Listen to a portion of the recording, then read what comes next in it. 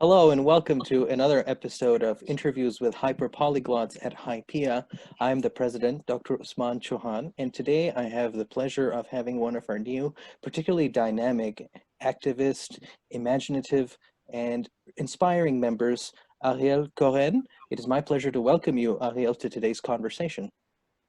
Thank you. Thank you so much, Usman. The pleasure is all mine.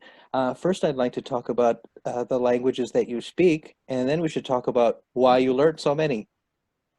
Yeah, definitely. Well, I talked about this a little bit in the HYPIA interview, but I became passionate about language learning and language democracy from a young age, growing up in the United States and seeing the stifling of language diversity all around me, which I think anyone who lives, has been to, or just knows what's happening in the United States can definitely relate to. So there's just a horrible language violence and stifling of language diversity and language democracy in the United States. I saw that manifest itself in many ways, even in my own family, because of the fact that, we have a rich linguistic diversity in my family, but it was very much stifled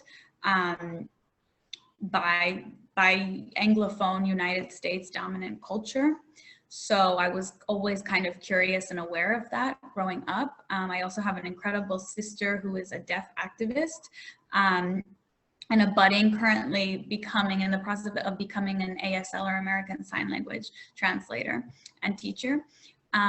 Who lived, a very similar experience of always being aware of and making me more aware of the kind of stifling of language diversity and language access and language accessibility in the United States. So I think just kind of growing up wondering like why was something that made me always really interested in being able to learn languages and communicate in a lot of different languages. And yeah, I think that's kind of my motivation. I think to this day, I like to challenge the myth as much as I can that like Anglophone people, but specifically Americans, are bad at learning languages. There's like the joke, how do you call someone who speaks 3 languages? How? Trilingual, right? How do you call someone who speaks 2 languages? Bilingual. And how do you call someone who speaks 1 language? American.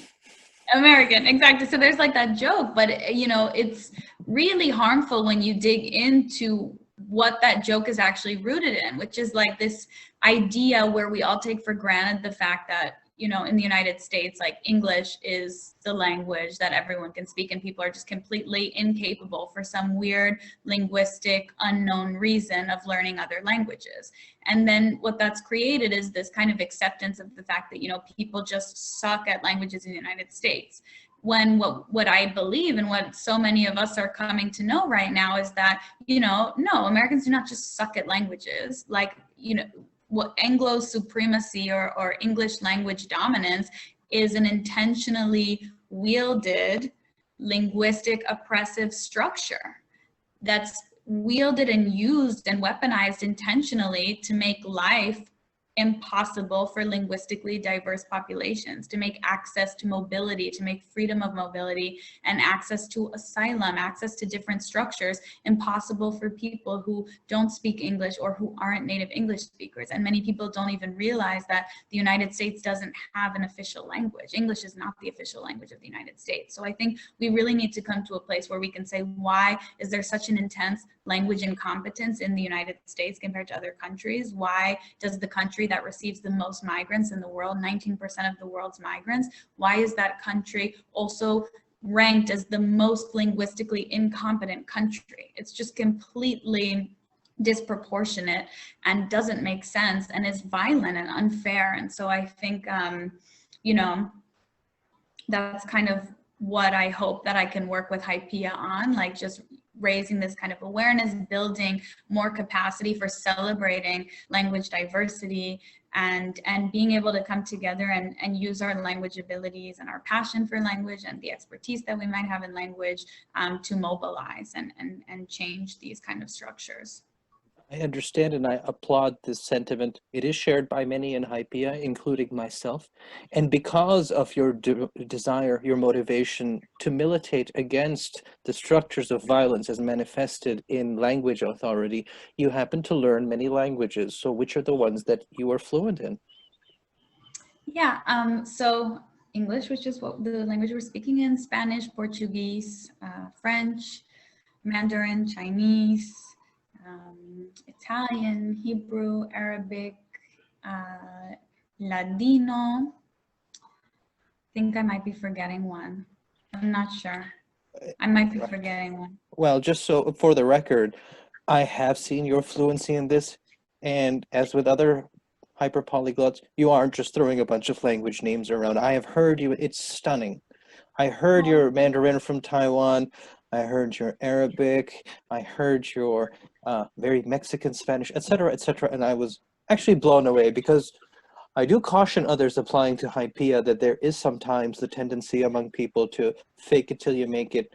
And I can attest to the degree of fluency that you have in expression. It is really a cut above. So when you were fluent, you were really fluent. Thank you. That's kind. That's really sweet. I definitely feel like I need to work on it still. Everything. always learning. Absolutely. I'm learning right now. I'm really excited because I'm learning ASL right now. And it's just like so incredible to learn such a beautiful language that's so different from every other language I've learned. So it's been like, it's a really fun experience. And what are the main differences between learning a language that, for example, hearing people would communicate in, as opposed to one that deaf people would communicate? What are your first impressions so far in undertaking this? Well, so I mean, my what draws me to learn ASL is probably different from a lot of other people. Like it's definitely my sister, whom I mentioned, is kind of I'm one of three sisters. So my middle sister is hard of hearing, and she's pushing me and my other sister to learn ASL. Like, come on, get your shit together. You need to learn it. The reason that we don't already know it is that my sister became hard of hearing later in life, and so she learned herself ASL later in life, not from birth, or it wasn't her first language. So she acquired ASL. And so after she learned it, she started to urge my other sister and me to learn it. So I think, my initial impression is how beautiful it is to see this really different way of expression, like just learning a completely new way of expression. I think like folks, especially polyglots who are so used to using our voices, like to be able to open our minds and see this new way of communicating with our bodies, with our faces, with our hands. It's just like, it really opens your mind and makes you realize how limited your worldview has been without even realizing it, I think. But then also like the fact that I'm learning it because someone in my family like identifies within the deaf community and is really pushing me, means a lot, because it's about so much more than learning a language. It's also understanding a culture. And I think a lot of people erroneously believe that sign language is like a bridge to spoken language, and it only exists to help people understand spoken language, which is a complete myth and completely untrue. Like sign language is its own beautiful, like deep, profound, linguistically rich language that is also a manifestation of deaf culture. And like people don't understand that the deaf community has a rich deaf culture and like a history of overcoming a lot of oppression. And so as I seek to learn ASL, I'm at a very, very beginning stage right now, but I'm also like hoping that I can become increasingly educated about deaf culture and like the deaf community. And I really appreciate my sister kind of pushing me, and I'm excited to see her become a teacher herself, because she's really excited to become a teacher soon. So it's a really beautiful experience. It seems to be a beautiful experience. I know from the Nicaraguan experiment that it is something that originates spontaneously. So deaf culture is something that is indigenous in that sense. It can emerge spontaneously, not as a medium, not as a means to some other end. I do know that. And in addition, impressionistically speaking, I have seen that deaf people, because they gesticulate so much, they have a lot of intensity in their communication that is lost on us because we just use tone of voice to convey that. So it seems like something beautiful in its intensity as well. Is that something that you have observed as well? Well, I'm very new. I have no it's definitely not my place to have an opinion on this because I'm just so new to it. So I think like as someone who is deaf and can represent deaf culture should speak to this and not myself. But I do think as hearing people, we don't, and people who have hearing privilege, like we don't realize how limited, to answer your question, yes, how limited our worldview is. Ironically, even as we like say, oh, I speak like, you know, 10 languages or however many languages, but until we've also started to learn different sign languages, American Sign Language or the sign language that you're learning, you know, there's just an inevitable limitation in what we're able to understand. So absolutely, in that sense, yes.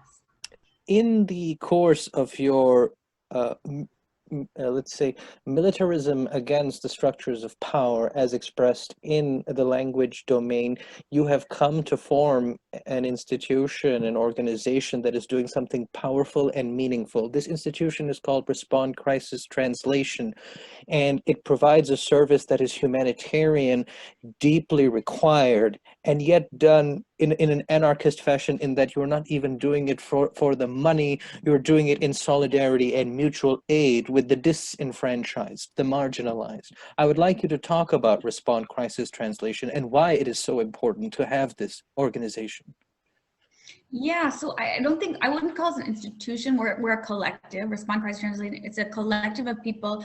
Many are translators and interpreters. Some are people who are multilingual, who have other qualifications and experience doing translation work. But we're a collective of language people, language activists, multilingual people, translators who mobilize really around the clock to provide any sort of translation that is necessary to people experiencing crisis and emergencies that are compounded by language vulnerability.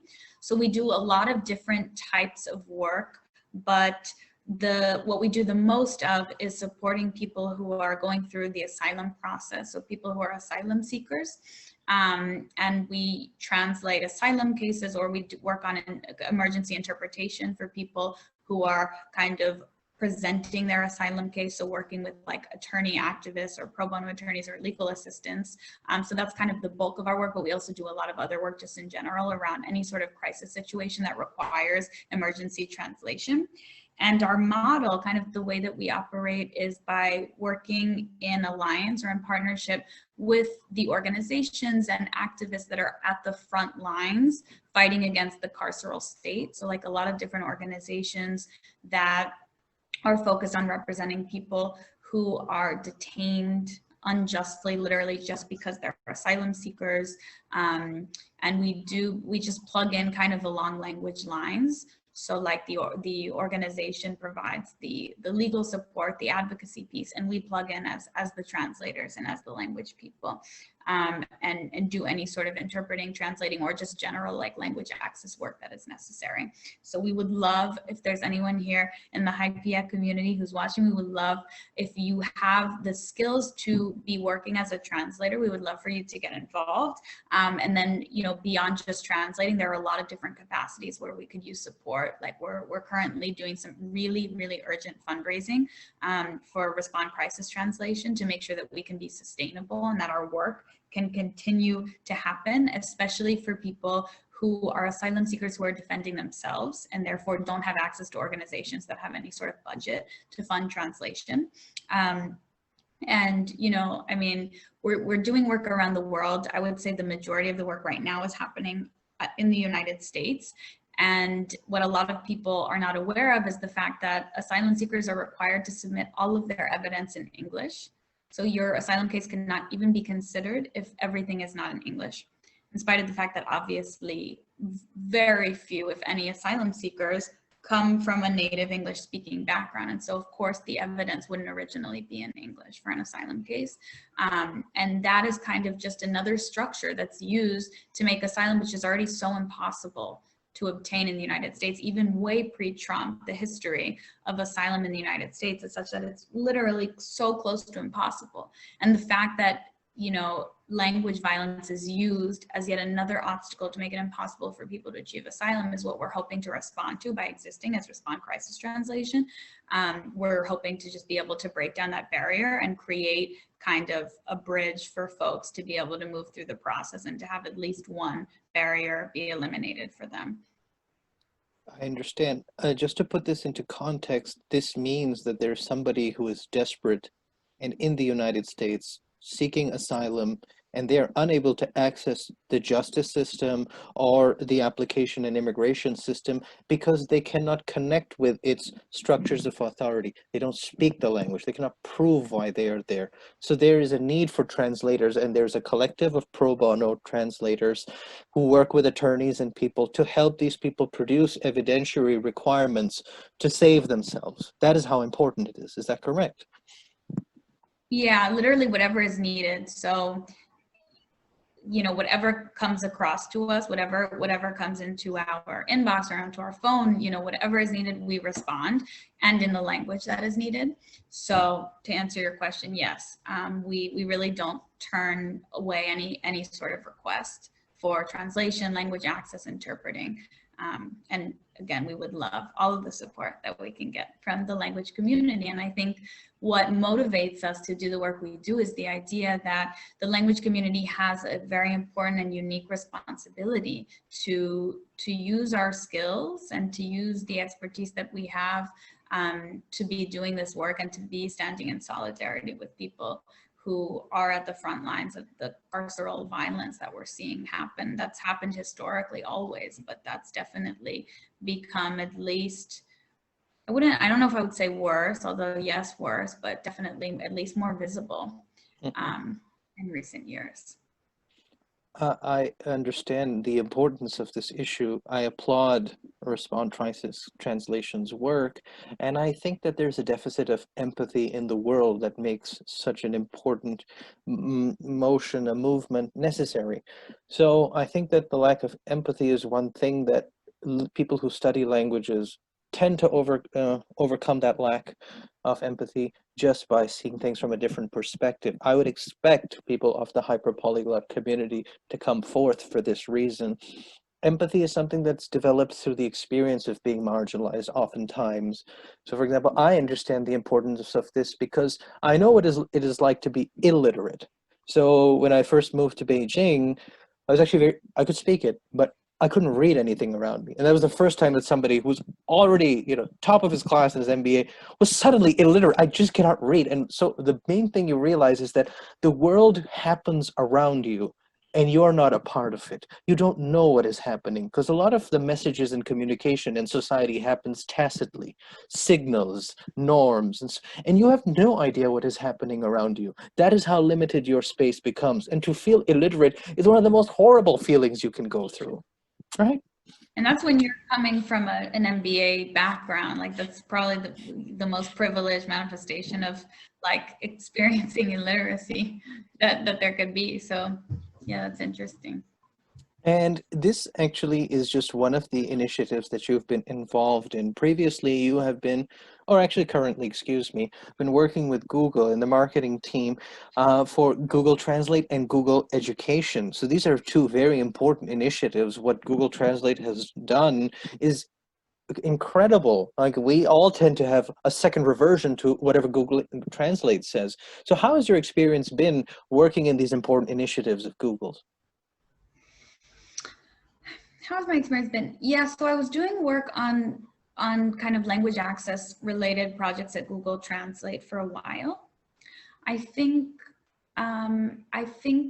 when we talk about language democracy, we do need to talk from a tech angle, and we do need to talk about the internet, because if you look at the way that information is organized on the internet, the fact is that access to information really is limited around language lines. I think it's like 80% of the content on the internet is in just 10 languages. In spite of the fact that thousands of languages are spoken in the world, like you have 10 languages that dominate 80% of the world's internet content. And I don't remember the exact number off the top of my head. I think it's somewhere around 20% of the world's internet content is in English, in spite of the fact that, very few people, if you look at the global population, most people don't have fluent English, let alone even like working English proficiency. So there's this huge skew toward Anglophone people, and then a huge skew towards speakers of really dominant and really highly represented languages when you look at information being organized on the internet. And that, of course, exacerbates the barriers that we see IRL in real life. The internet is exacerbating these barriers. So I hope that Google Translate, that we can be a part of democratizing language on the internet. I do think there's still a lot that needs to be done. And there's a lot that we need to do. When I was on the Google Translate team, I was focusing a bit on creating partnerships with organizations that do important work with linguistically diverse populations in different parts of the world. And it was a lot of work kind of just like onboarding people onto how to use Google Translate in a crisis or emergency situation, because a lot of people, most people actually do know what Google Translate is, but few people know about all of the different features. So few people know that you can also download the app, that you can actually use it without internet. There's an offline function on Google Translate. There's a reader, word lens, where you can actually like translate a sign, or you can translate a piece of paper by the app will instantly overlay a translation. So if you're going through like complicated documents or something like that, it might be helpful. There's a voice translation, so you don't actually need to read and write to use Google Translate. You can also use your voice. So I think like the work we were doing was around making sure that people can access the features in situations where they need those features. But I think to answer like how my experience was working in Google Translate, I think the work is important. I don't think it's enough by any means. I don't think the internet is going to solve these problems, especially not in and of itself. I think these things these solutions have to be built at an intersection between obviously internet, but also policy, and then also human organizing and mobilizing. And for example, the work that we do at Respond Crisis Translation, Google Translate would just never suffice when you're actually working to interpret, or when you're working to translate a very complex case. I do not believe that Google Translate could or should ever suffice. So I think it definitely has its place, and there's definitely an importance, and we need to talk about language democracy in the context of technology companies, the internet, etc. But this isn't enough by any means. I understand. And I think that part of the question is how our generation is going to shape the values of the internet, because a lot of the rulings that have shaped the internet, at least in the past 10 years, net neutrality, things like that, are giving the internet a very different personality from at least what we thought could be possible when we were kids and the internet first kicked off. So do you think that the internet is going in the right direction or the wrong direction, given your experience with Google Translate as well as Respond Crisis Translation? Is it in the right direction or not? It depends. That's a hard question, because I don't think there's a yes or no, or like easy black or white answer. I think in some ways in the right direction. I think in some ways very much in the wrong direction. It really just depends which part of the internet we're talking about. Like, I think there are certain use cases or certain situations where we see that the internet has been immensely powerful. It's been a really powerful tool for organizing and for mobilizing. The Arab Spring is a good example. Like, I think there are a lot of examples of incredible movements that have not necessarily started only on the internet, but that have used the internet as a really effective tool. So I think to the extent that like passionate activists who are skilled and can use the internet in a really effective way are doing that, I think that's great. But I also think everyone should watch The Social Dilemma on Netflix because I think in a lot of ways, unfortunately, the internet is really extremely dangerous.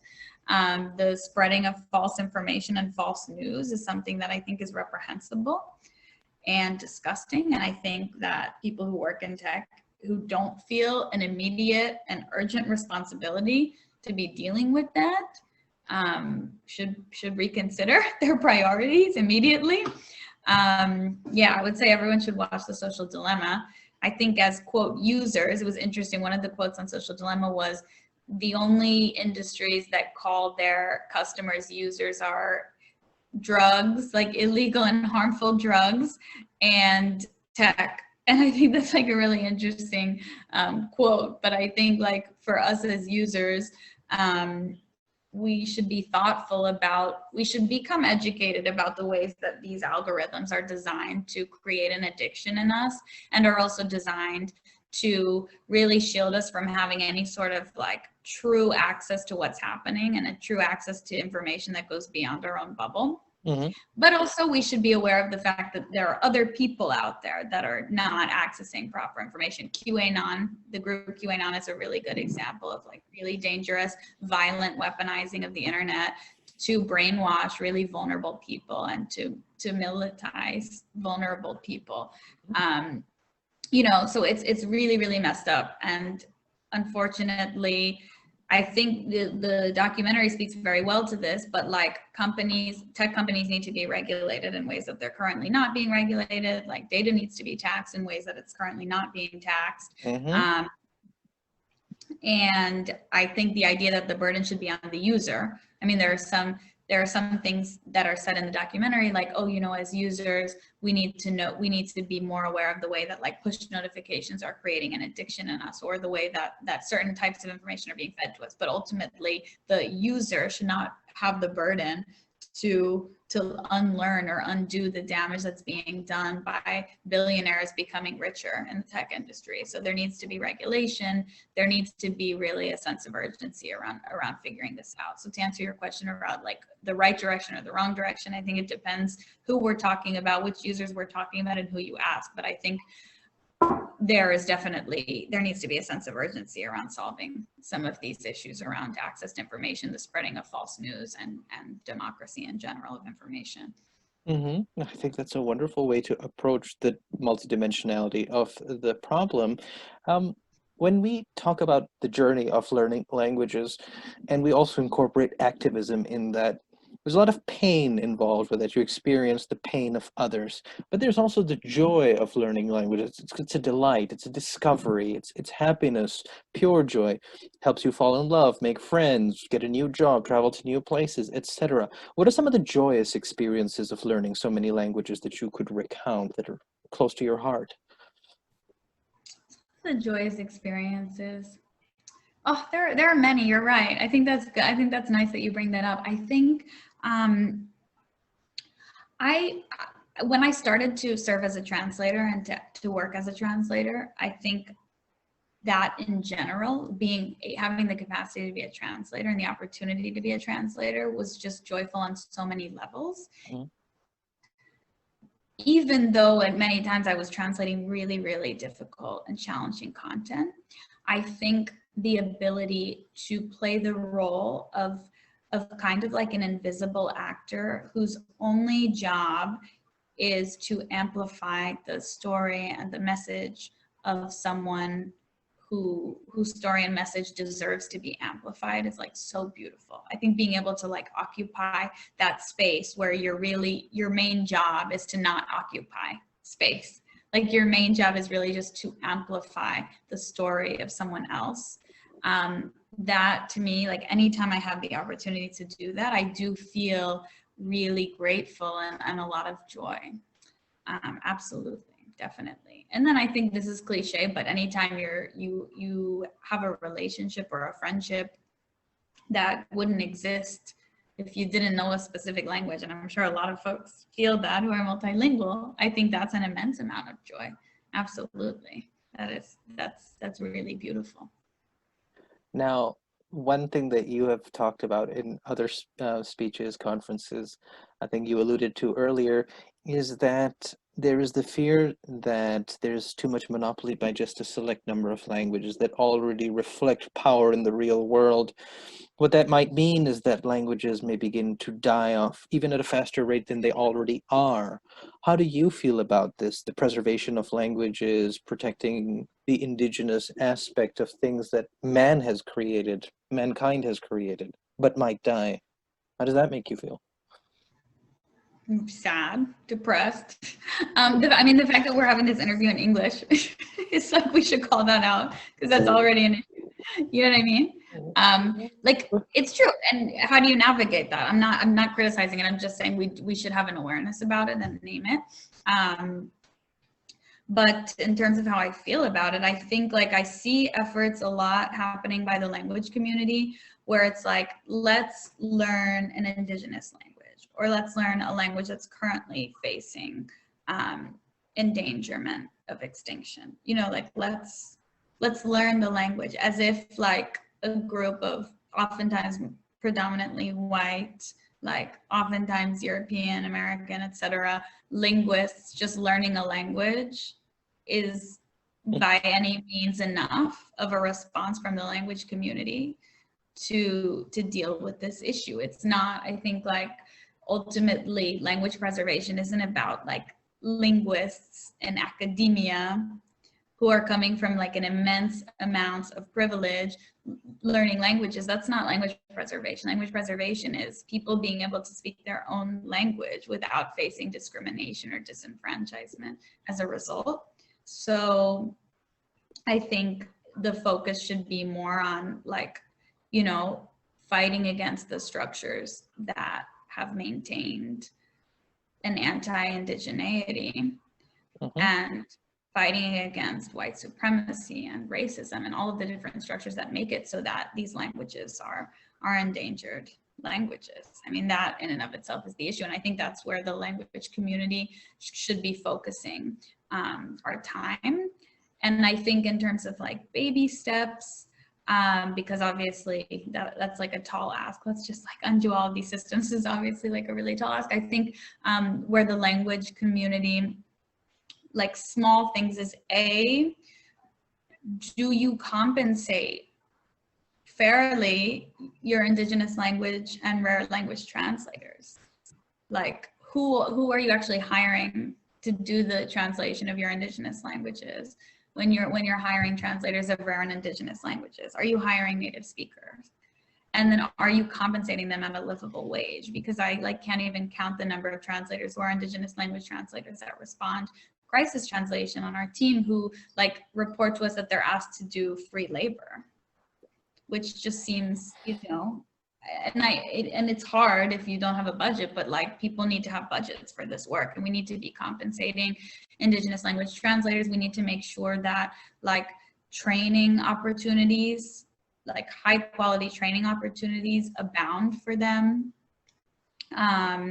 But like paying people for their labor and their time and their work, valuing their labor and their time and their work is a start. Making sure that native speakers themselves are empowered to be in these positions instead of creating these positions for like, you know, visiting linguists who are just dabbling, I think is definitely a start. And I think funding is a big thing as well. Like I see a lot of language initiatives that are just around like learning indigenous languages on a person by person basis, as if that is the solution. But I think instead, like putting our money where our mouths are, which is a funny thing to say about language people, but like, you know, like putting our money where our mouths are a little bit with this, and being like any language organization that has funds, like to what extent are we funding native indigenous language translators, native indigenous language academics, etc., to do their work so that they can have their platform to do their work, and that they can be funded in a way that wouldn't be disproportionate, you know, disproportionate underfunding compared to funding for languages that aren't indigenous languages, or languages that do receive like disproportionately higher amounts of funding. I think would be like certain places to think and to start thinking. I think these are excellent recommendations for us to reframe what is really required for reform in these movements to resuscitate or keep alive languages. Absolutely right. It's heartening, I should share this with you, that HYPIA has two things that are relevant to this. One is the rare language specialists, RLSs, and so you can become a member of HYPIA without knowing 6+ languages. If you know one that is extremely rare or endangered, sometimes it's people who are members of that indigenous community. Sometimes it's people who went into deep remote areas and came into such deep contact with the language that they became virtually native speakers. And that is remarkable. I'm talking about isolated communities of Black folk in Australia, in Central America. That level of immersion, it's quite impressive that these people would go that far to connect. And another heartening thing is people working on the resuscitation of their own languages as an academic exercise that has practitioner and real life consequences. So we have a guy, Javier Hernandez, and he's worked to build the lexicon of the Tainu language. This was exterminated by Christopher Columbus, right, in Puerto Rico, and to have a concise and powerful dictionary of that is applicable to the modern world, like a word for aeroplane in a language that died before the airplane. That kind of thing is amazing that people would do that. So HYPIA has people doing creative things like that. It's just part of the long list of things that our members do, and it includes Respond Crisis Translation, as well as other initiatives you take. But based on this, then the next question is, what is your verdict and message for people who want to become hyperpolyglots, who will watch this conversation between us? How would you encourage them or warn them off? Well, so you and I talked about this a little bit before you began recording, which is like, I don't think people should strive to become a hyperpolyglot in and of itself. I don't think that should be the goal, right? Like, it's because the idea that your goal should be based on like counting a number of languages. I don't know what the actual like official dictionary definition of a hyperpolyglot is. How many languages is that? Do you know? We work on 6. Okay, so yeah, I don't think people should have a goal that's only based on the number of languages you're trying to learn. Like, why? You know what I mean? I think it's more about what language do you want to learn? What language are you learning? Why? What does it mean to you? How are you connecting with it? What do you want to do with it? I think it's really more about asking those questions than it is about having an actual number and being like, I have to learn X number of languages, because I think at that point it becomes performative. And why? You know what I mean? Like, why partake in a performative language like game or language learning exercise if it's really just a performance around like the number of languages you're trying to learn, when it's so much more meaningful to really, I think, to like, you know, have a lot of depth and a lot of meaning and connection in your experience, and at some point that will probably lead to speaking very many languages, which is also awesome and beautiful, and to becoming like a hyper polyglot. But I think like my message would be in general not to just strive to be a hyper polyglot, because then that just becomes around the number of languages you're learning. And I think really it's about having a deep connection to your process of learning languages. And I think I wrote this in the interview, but like, I do sometimes see that in the language world, there's a tendency that all of us can fall into to just dabble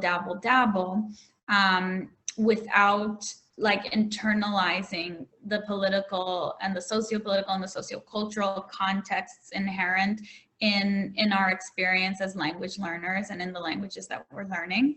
And I think like, you know, at best, that creates a really just shallow language learning experience. But at worst, it's also kind of a language imperialism, like kind of a language tourism or a language imperialism, where you're just visiting, equivalent to what would actually be like if you're visiting in a real tourism, like just visiting a place where you then don't engage with the place's history and culture.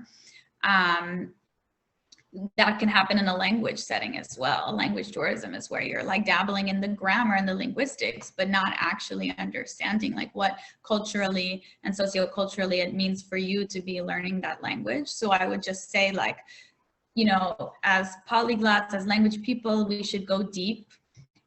We should seek to really connect with the experience and with the meaning, you know, what it means for us to be speaking the languages that we're speaking. So that would be my advice. And then I guess, you know, have fun, enjoy it, immerse yourself, do it as much as you can, get involved. Yeah. I think this is a powerful message, a practical message. I actually have had this debate with others as well about breadth versus depth. It's heartening to hear that you would emphasize the depth. How much do you make that language manifest in your life, and how much do you internalize the ethos as its peoples used it into yourself? So going out and coming in. And I think this is very important for people to understand that it shouldn't be performative. That's the correct word for this. As you said, you're going through a stage managed process. It's not the point of this. There has to be something deeper. Now, your example is perfectly illustrative of the idea that HYPIA's members are multidimensional people, that they have many facets to their lives that have impact and more meaning. It isn't showmanship. We aren't the famous faces out there. We aren't the people on YouTube who are saying, look at me, 40 languages, bah, bah, bah. It's not about that. We're the unsung heroes. That's why HYPIA was never about me or about the immediate people around me. It's about us. You are as much HYPIA as I am. If God forbid something happened to me today, HYPIA would live on in you. And that's important as an organization or a collective. As Respond Crisis Translations, this is also a collective in the anarchist sense, decentralized, working together. And what I suggest then, given how delightful our conversation has been, is that to break the shackles of the imperialism of one language, the one that we are using, it's the language of my former colonial masters, and to break those, to smash those idols. I did learn all these other languages too, so I'm a free man talking to you, a free woman. To break those shackles, we should have another delightful conversation in another language that we both speak. We actually have an overlap of about 6 or 5 that we both know. This could be fun. What do you think? I'm today, and I would like to continue this conversation in a follow-up chat in a different language, Spanish being my ideal, Mexican Spanish, your Mexican Spanish. What do you say? Sure. Thank you. All right. Thank you for your time, Ariel. Take care. Thank you, man.